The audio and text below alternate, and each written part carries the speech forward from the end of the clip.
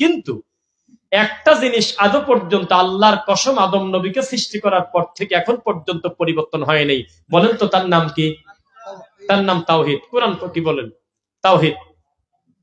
আদম আলাইহিস সালাম তার মার্ডার কেসের আসামি ছেলেটাকে বলছিল কুলু লা ইলাহা ইল্লাল্লাহ তুফলিহুন, করো তুমি লা ইলাহা ইল্লাল্লাহ, তাহলে তুমি সফল কাম হবে।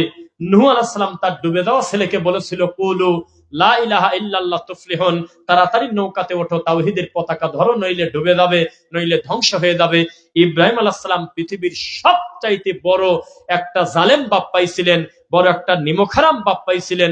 এত বড় পয়গম্বরের বাপ হওয়ার পরেও সে মূর্তি পূজা করত, তাকেও বলছিল কুলু লা ইলাহা ইল্লাল্লাহ তুফলিহুন। ইসমাইল আলাইহিস সালাম, ইব্রাহিম আলাইহিস সালাম, ইসহাক, ইয়াকুব, আইয়ুব, লূত আলাইহিস সালাম তার স্ত্রীকে বলেছিলেন, ঘরের স্ত্রী হিসেবে তোমার আমার দায়িত্ব ছিল স্বামী হিসেবে বলা লা ইলাহা ইল্লাল্লাহ তুফলিহুন।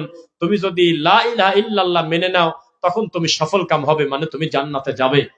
প্রত্যেকটা নবীর শরীয়তের আইনের কমবেশ ছিল, তার ওই উম্মতের কওমের গতির কারণে, সিস্টেমের পরিবর্তনের কারণে। কিন্তু তাওহীদের আর লা ইলাহা ইল্লাল্লাহর কোনো দিন পরিবর্তন ছিল না, একই ছিল, একবারে এক।